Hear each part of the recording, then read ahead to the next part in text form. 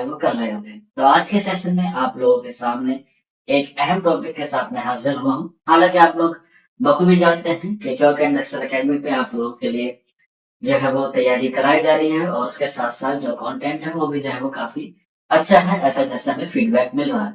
آپ کی feed back سے ہی ہمیں جو ہے وہ بہت موٹیویشن ملتا ہے، اور اسی کے لیے آپ لوگوں کے لیے ہم لوگ جو ہے وہ ٹاپک وائز جو ہے وہ ٹیسٹ لے کر حاضر ہوتے ہیں، اور تھیوریز بھی جو ہے وہ آپ کو کور کراتے ہیں۔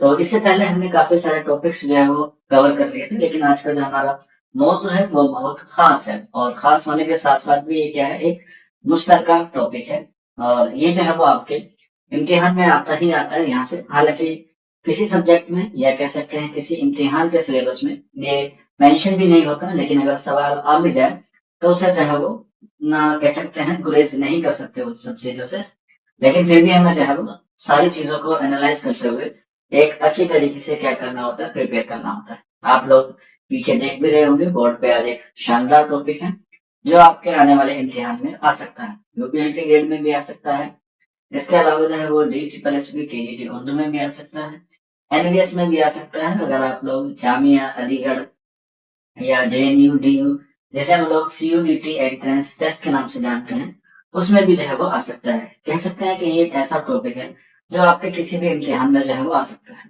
آپ لوگ اگر ان کسی بھی ایگزام کی تیاری کر رہے ہیں جو میں نے آپ کو بتایا، تو آپ کے لیے آج کا سیشن جو ہے وہ بہت شاندار ہونے والا ہے۔ اگر آپ یہ لیکچر دیکھ رہے ہیں اور سن رہے ہیں تو آپ لوگ پین اور پینسل لے کے ضرور بیٹھے گا، کیونکہ پڑھنے کا طریقہ یا پڑھنے کا جو سینس ہوتا ہے وہ تبھی ہوتا ہے جب ہم لوگ کسی چیز کو جو ہے وہ پورے فوکس کے ساتھ پڑھتے ہیں۔ ایسا نہیں ہے کہ ہم لوگ کھانا کھا رہے ہیں یا کہیں ٹریول کر رہے ہیں یا مان سکتے ہیں کچھ کام کر رہے ہیں اور ہم نے لیکچر لگا دیا اور اس کے بعد جو ہے اس کو سن لیا، تو اس سے جو ہے وہ نقصان ہوتا ہے، کیونکہ ہمارا جو مائنڈ ہے وہ ڈائیورٹ ہو جاتا ہے، یعنی کہ وہ ایک طریقے سے چیزوں کو صحیح طریقے سے نہیں سمجھ پاتا۔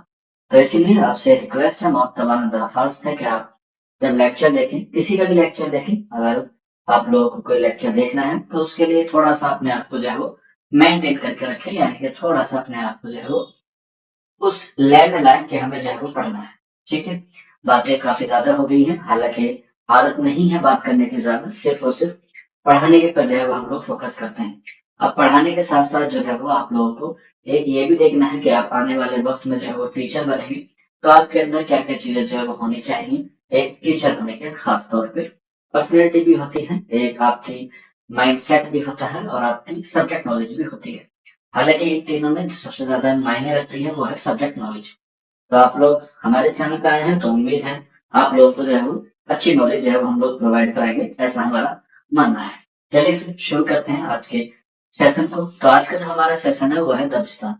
دبستان کیا ہوتا ہے، پہلے تو ہمیں یہ سمجھنا زیادہ ضروری ہے کہ دبستان آخر ہوتا کیا ہے۔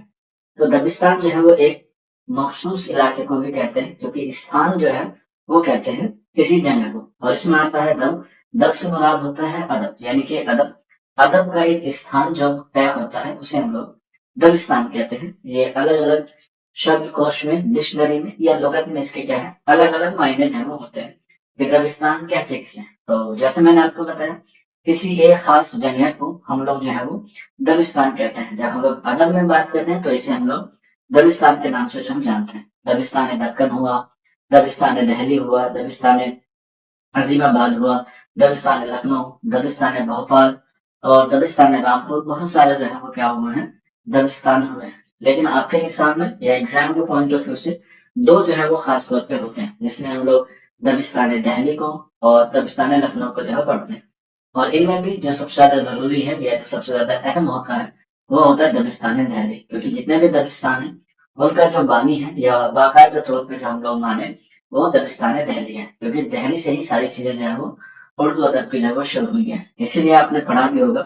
مقدمہ تاریخ زبان اردو، جو ہم نے ٹاپک کیا تھا 1948 میں، ایک کتاب شائع ہوئی مسعود حسین خان کی، اور یہ کتاب جو ہے وہ بتاتی ہے کہ اردو زبان کی جو پیدائش ہے وہ کہاں پر ہوئی ہے، نواحی دہلی کے آس پاس کے علاقے میں ہوئی ہے۔ یہ ہم لوگوں نے جو ہے پہلی کلاسز میں کر لیا ہے، آپ لوگ جا کے جو ہے وہ ہماری پلے لسٹ میں جو ہے وہ چیک کر سکتے ہیں۔ تو دبستان دہلی آج کا ہمارا کیا ہے ٹاپک ہے۔ تو دبستان دہلی کے ساتھ ساتھ اس کا تاریخی پس منظر بھی ہمیں پڑھنا ہوگا، کیونکہ کسی بھی چیز کو جب ہم لوگ پڑھتے ہیں تو اس کے دو ضرور پہلو ہوتے ہیں، ایک تو تاریخی پہلو ہوتا ہے اور دوسرا اس کا عربی پہلو ہوتا ہے۔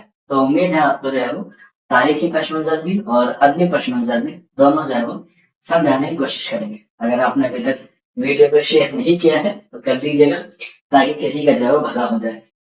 کبھی نیکی کر اور دریا میں ڈال، آپ نے کہاوت سنی ہوگی، دوسرے کے بھلے میں اپنا بھلا ہے. تو دبستان دہلی کی جو شروعات ہے وہ بہت قدیم زمانے میں مانی جاتی ہے اور دبستان جو ہے وہ سب سے پہلا دہلی ہی ہے. اگر ہم لوگ اس کی ادب کے لحاظ سے بات کریں تو اس کی جو آغاز ہے وہ تقریباً 17 کے آس پاس ہوتا ہے جب ولی دکنی جو ہے وہ دہلی آتے ہیں. اس سے پہلے دہلی میں کیا تھی، فارسی شاعری کا جو ہے وہ زور تھا. اور جب 1700 میں ولی دکنی دہلی آئے اور سعد اللہ گلشن سے انہوں نے ملاقات کی تو سعد اللہ گلشن نے ان کو 2 مشورے دی. پہلا تو یہ کہ فارسی زبان میں اپنے اشعار کم لکھیں اور جو دوسری زبان ہے اس کو جو ہے وہ ترجمہ کر کے اپنے زبان میں لکھیں، یعنی کہ اردو میں لکھیں. اور اس کے 19 سال بعد یعنی کہ 1719 میں 1719 میں جو ہے وہ ولی کا دیوان دہلی پہنچا اور تب سے جو ہے وہ کیا ہوئی، اردو میں ایک دور کا نیا دور شروع ہوا جسے ہم لوگ دبستان کہتے ہیں. اور اسی میں جو ہے وہ تاریخی پس منظر یہ بھی ہے کہ یہیں پر جو ہے وہ نادر شاہ کا آکرمن ہوتا ہے، یعنی کہ نادر شاہ جو ہے وہ دلی پر حملہ کرتا ہے اور دلی کو جو ہے وہ لوٹتا بھی ہے. اور نادر شاہ یہاں سے جو ہے وہ کوہ نور ہیرا اور میور سیاحسن جو ہے وہ لے کے چلا جاتا ہے. اور اس کے ساتھ ساتھ نادر شاہ کے بعد اس کا بیٹا احمد شاہ ابدالی جو ہے وہ ہندوستان پر آتا ہے اور وہ بھی اپنے جو جانشین ہے، نادر شاہ کا جانشین احمد شاہ ابدالی کو مانا جاتا ہے، تو وہ بھی جو ہے وہ اسی طریقے سے جو ہے وہ دلی کو لوٹتا ہے. حالانکہ نادر شاہ جو ہے وہ پانی پت کی تیسری لڑائی بھی لڑتا ہے مراٹھا میں 1761 کے آس پاس، جس میں وہ جو ہے وہ فتح ہو جاتا ہے، مراٹھے جو ہے وہ ہار جاتے ہیں. تو دہلی کو جو ہے وہ اس وقت بہت لوٹا گیا. میر کا ایک شعر بھی ہے، آپ نے پڑھا ہوگا، ٹھیک ہے. تو اسی میں جو ہے وہ کیا ہوتا ہے، دہلی کو لوٹا گیا. تو یہاں سے جو ہے وہ ادب کہاں چلا گیا، لکھنؤ میں چلا گیا. اور وہاں پر نواب تھے آصف الدولہ، ایک اور بھی بڑا مشہور ہے کہ جس کو نہ دے خدا اسے دے آصف الدولہ. آصف الدولہ کے تعلق سے بھی جو ہے وہ ہم لوگ جب دبستان لکھنؤ پڑھیں گے تب اس پہ جو ہے وہ روشن ڈالیں گے. تو اس طریقے سے دبستان دہلی کا جو ہے وہ آغاز ہو، جس میں بہت سارے جو ہے وہ شاعر تھے. چاہے ہم لوگ بات کریں فائز دہلوی کی، چاہے ہم لوگ بات کریں امام بخش صحبائی کی، ہم لوگ بات کریں میر کی، ہم لوگ بات کریں سودا کی، ہم لوگ بات کریں بہادر شاہ ظفر کی، ہم لوگ بات کریں الطاف حسین حالے کی، محمد حسین آزاد کی، مصطفیٰ خان شیفتہ کی، شیخ محمد ابراہیم ذوق، خواجہ میر درد، میر سوز، اور بھی بہت سارے شعرا ہیں جنہوں نے دبستان دہلی کو جو ہے وہ اپنی شاعری سے کیا کیا، روشناس کیا. اور ان کی شاعری میں جو ہے وہ ایک الگ طرح کی خصوصیت تھی، وہ بھی ہم لوگ جو ہے وہ باری باری سے جو ہے وہ کریں گے. چلے شروع کرتے ہیں آج کی اپنی کلاس کو. تو دبستان دہلی جو ہے وہ سب سے قدیم جو ہے وہ سب سے دبستان مانا جاتا ہے. اگر ہم لوگ بات کریں دبستان کی تعریف یعنی کہ اس کی ڈیفینیشن کی بات کریں تو اس کی ڈیفینیشن ہے ایسی شاعری جو طویل وقت تک کسی علاقے یا دبستان کی خصوصیت ہو اسے ہم لوگ دبستان کہتے ہیں. یہ اس کی کیا ہے، ایک آسان سی تعریف ہے یعنی کہ ڈیفینیشن ہے. تان کا مطلب ہوتا ہے جنت، جیسے میں نے آپ کو شروعات میں بتایا. دبستان دہلی کی شاعری کی بنیاد آہ پر بنی ہے اور اس میں جو درد ہے وہ بالکل بھی دکھاوے کے لیے نہیں ہے. اصل درد یہاں کی شاعری کی خصوصیت ہے. آہ کی شاعری کیوں ہے، جیسے آپ کو پتا ہے جب ہمارا گھر گزرتا ہے یا ہمارا کوئی اپنا گزرتا ہے تو دل سے جو ہے وہ آہ نکلتی ہے. اور اسی لیے دلی جو ہے وہ دل والوں کی مانی جاتی ہے. اور جب دل جو ہے وہ ہمارے اندر ہوتا ہے، داخل ہوتا ہے، تو اس لیے اس دل میں یہ جو درد ہوتا ہے وہ بالکل آہ والا ہوتا ہے. اسی لیے جو ہے وہ دلی کی شاعری کو کیا کہا گیا ہے، آہ جو ہے وہ کہا گیا ہے. یہاں پہ نوٹ کر لیجیے گا، ایگزام میں کئی بار آیا ہے. آہ کے بعد دبستانی کے لیے اہم خصوصیت کیا ہے، تصوف ہے. یعنی کہ جب ہمارے دل میں درد ہوتا ہے یا ہمارا دل دکھتا ہے تو ہمارے دل سے جو ہے وہ آہ نکلتی ہے. اور آہ جب نکلتی ہے تو کس کے سامنے نکلتی ہے، تو ہمارے محبوب کے سامنے نکلتی ہے. اور ہمارا جو محبوب ہے وہ خدا ہے، کیونکہ ہم اس سے کیا کرتے ہیں، محبت کرتے ہیں. اور جب ہم لوگ اپنے محبوب سے محبت کرتے ہیں تو اس کا اظہار اپنے انداز میں کرتے ہیں. تو اپنے محبوب یا خدا سے بات کرنے کو ہی کیا کہا گیا ہے، تصوف کہا گیا ہے. اور تصوف کا جو سب سے بڑا شاعر ہے وہ دبستان دہلی میں ہی آتا ہے، جس کا نام ہے خواجہ میر درد. یہی پر سائڈ میں نوٹ کر کے لکھ لیجیے گا کہ میر تقی میر نے خواجہ میر درد کو کیسا شاعر کہا ہے. تو خواجہ میر درد کو میر تقی میر نے جو ہے وہ آدھا شاعر کہا ہے.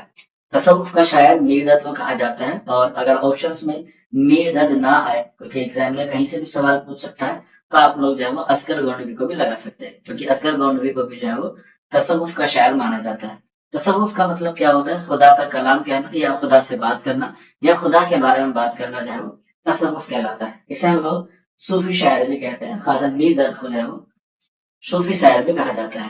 میر تقی میر نے دبستان دہلی کی شاعری میں ایک نیا رنگ ڈالا اور وہ تھا عشق۔ عشق بھی دو طرح کا ہوتا ہے، ایک ہوتا ہے عشق حقیقی اور ایک ہوتا ہے عشق مجازی۔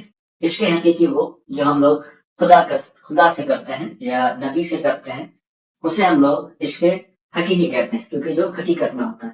اور عشق مجازی وہ ہوتا ہے جو ہم لوگ کسی انسان سے کرتے ہیں، کسی چیز سے کرتے ہیں، تو الگ الگ طرح کے کیا ہوتے ہیں، اس کے پیرامیٹرز ہوتے ہیں۔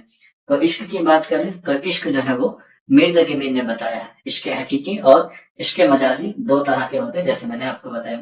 میر تقی میر نے عشق مجازی اور عشق مجازی پر روشنی ڈالی ہے، یعنی دنیا میں عشق وہ مرد بھی ہو سکتا ہے اور عورت بھی ہو سکتی ہے۔ جیسے میں نے آپ کو بتایا عشق حقیقی خدا سے ہوتا ہے اور عشق مجازی جو ہے وہ دنیا کا ہوتا ہے۔ اب وہ کسی مرد سے ہو سکتا ہے، کسی عورت سے ہو سکتا ہے یا کسی جو ہے وہ چیز سے بھی ہو سکتا ہے۔ اس لیے دبستان دہلی میں جو محبوب ہے وہ مردانہ بھی ہوتا ہے، یہ بات آپ لوگ نوٹ کر لیجیے گا۔ اس کے بعد میر تقی میر دہلی کے ایک شاعر بھی ہیں۔ عشق مجازی مرد بھی ہو سکتا ہے، عورت بھی، یہ میں نے آپ کو بتا دیا۔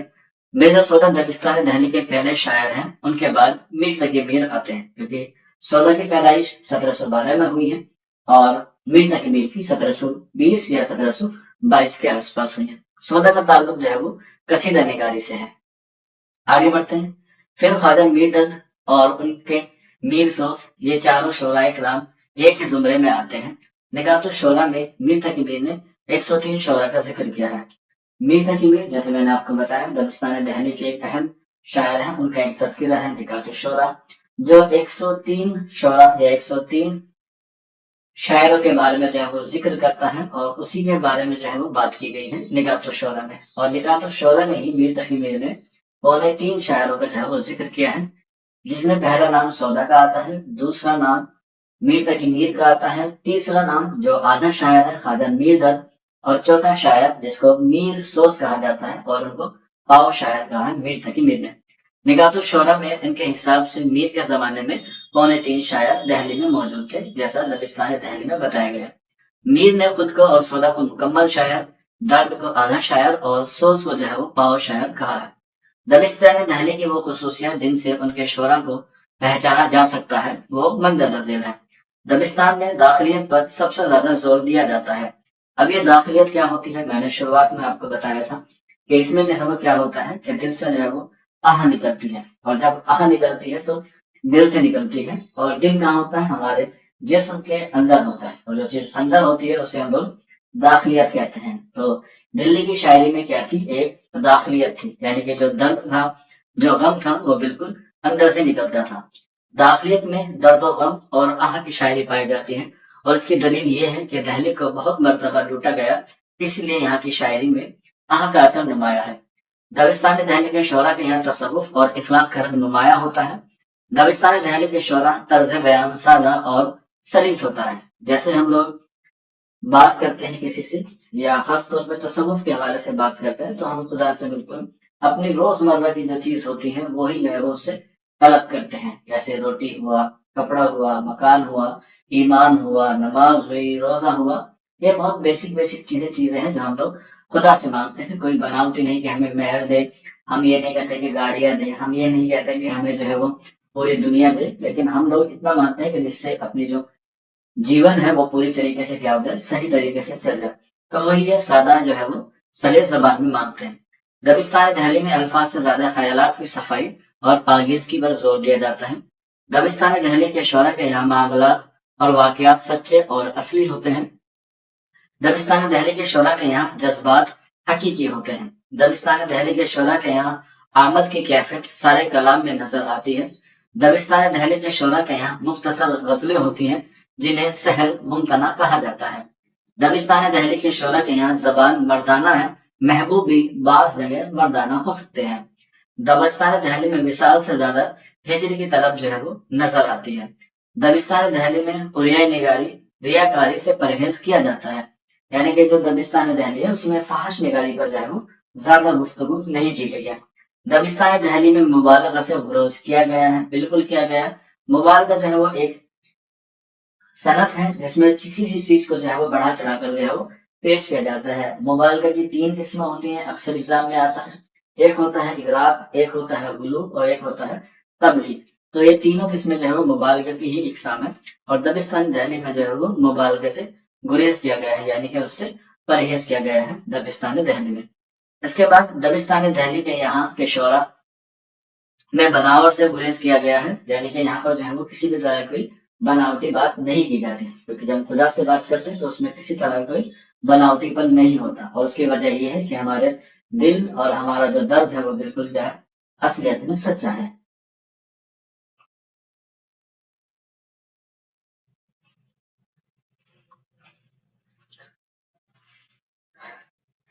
تو یہ کچھ باتیں تھیں جو دبستان دہلی کی خصوصیت تھی، اس کے علاوہ جو ہے وہ کچھ اور اہم پوائنٹس ہیں۔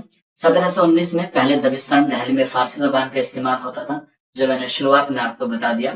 1719 میں ولی کا دیوان دہلی پہنچا تو زبان اردو آ گئی اور سادہ اور سلیس استعمال کی جانے لگی۔ دبستان دہلی کا دوسرا دور شروع ہوتا ہے جس میں شاہ نصیر، غالب، مومن اور ذوق اہم شاعر ہیں۔